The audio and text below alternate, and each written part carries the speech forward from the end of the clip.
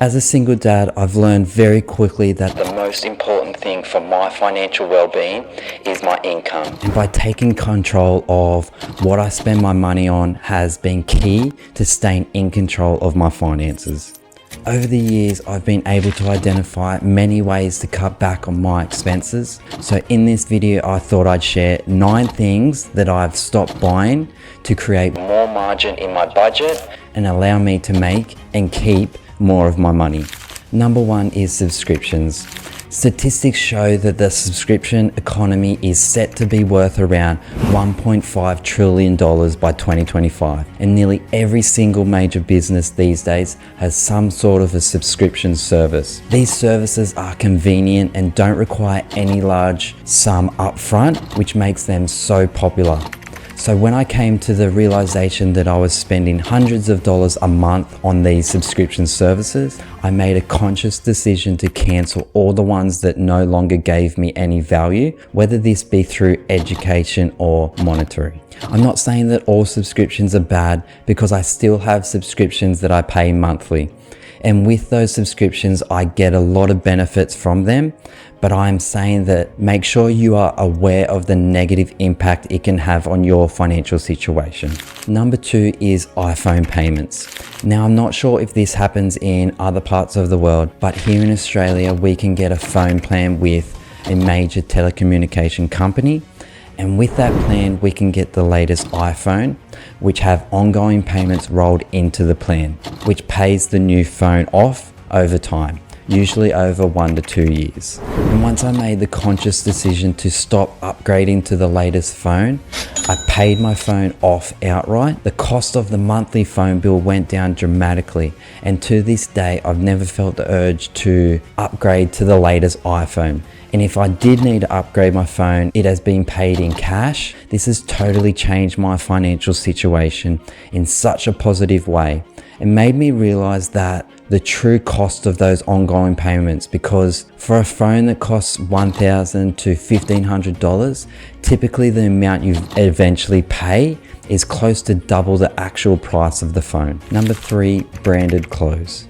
As someone who has always worn certain type of branded clothes, and someone who has loved surfing, skating, and the snowboard culture, certain clothing brands were always who I gravitated towards when I would purchase clothes. I drew a lot of inspiration from these brands to eventually start my own clothing brand. This opened up a whole new perspective on the clothing industry, the way that our clothes are made, and just how unsustainable it was, from how the materials were sourced all the way to the unethical practices of cheap labor. Once I understood all the fundamentals that go into producing clothes, I consciously made a decision to stop the clothing brand and reduce my spending on not just brand clothes, but clothing altogether. I now look at secondhand clothes, which has radically reduced my spending and overall costs on clothing as a whole. Now, I don't buy all my clothes secondhand, and the new clothes that I do buy, I try to make sure they are sustainably sourced with proven ethical practices. This might not be for everyone, but I feel we all need to take a step back and think about where our clothes are made and how they are made, and be conscious of consumerism. Number 4 on my list is single-use plastics. Now, this might make you think, how does not buying single-use plastics make me more money? This might not seem like a big expense, but once you consciously make the decision of reducing your single-use plastic consumption, this has a ripple effect on your whole life. This will mean you opt for fresh food like fruits and veggies rather than takeaway. This will also mean reusing water bottles rather than buying them at the cafe. It makes you create a plan for your day with packed food or beverages, and by doing this, it becomes like a compound effect with small savings which turn into huge savings over many years, and in turn is better for the environment, so a win-win situation. And while we are on the topic of food, this brings me on to number 5, and that's fast food. Now, when I say fast food, I'm talking about McDonald's, KFC, Burger King, the usual suspects. I literally haven't eaten at any of these places in over 5 years. Not only has this saved me a ton of money, but the behavior habits that have happened have been really positive. So this is just as much financial as it is behavioral. Fast food restaurants are designed to be convenient, they are designed to target your kids, and they are designed to be affordable. But what they aren't designed to be is nutritious or sustainable for your long-term health. And this is where the real savings come into play.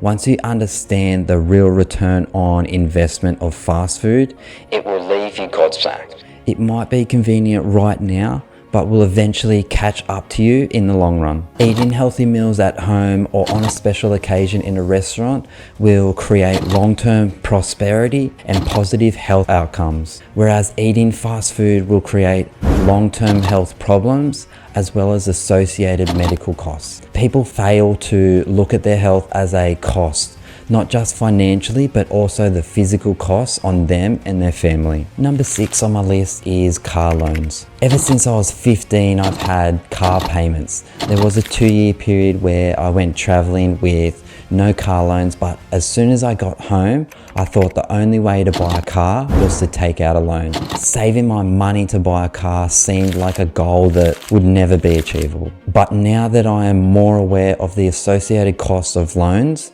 I've made the decision that I will never take out a loan to buy a car, and that the only time I will buy a new car is when I have a significant net worth. Once I made these decisions, I've only downgraded in car, paying less each time I buy, simply because cars are a depreciating asset, meaning their value will continue to fall each year you own them. And as I grow my financial situation, I will look at buying a better car. But for now, I'm happy driving a cheap runaround. By doing this, it's saved me so much money, because when you have a car loan, not only are you paying down the cost of the car while the car is depreciating, but also paying interest that is associated with the loan. Number 7 is Afterpay. It's at this time of year where Christmas is just around the corner, and the urge of using Afterpay or buy now pay later apps to make purchases is most prominent. And I fell right into the trap of these apps for a period of 3 years.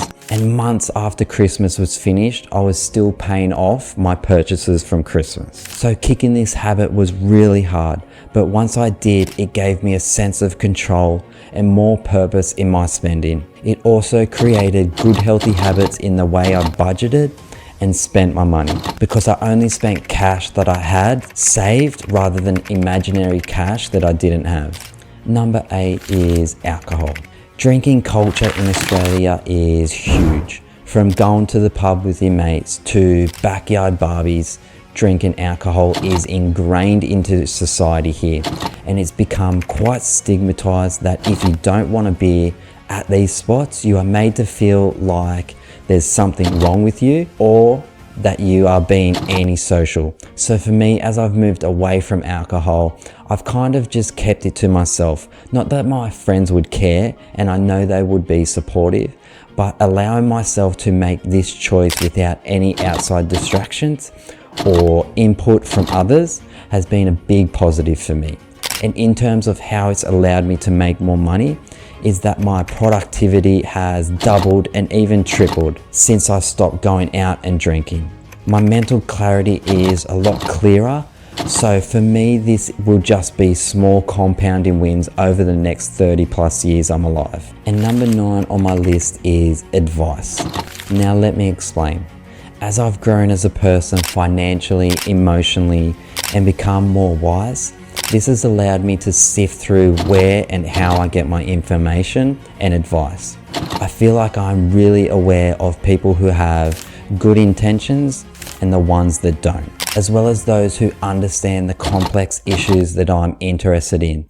Over the years, I've gravitated towards these people, whether they are online influencers or experts with an opinion, and I've used the information these people provide to guide my own research in finance, the economy, and environmental issues to help me navigate my way out of debt, save money, and continue to grow as a person. So by me moving away and stopping all the poor advice that was getting pushed my way has been key for me to grow my financial situation. There is a lot of bad advice out there today, and this can literally change people's lives positively or negatively. So take all advice with a grain of salt.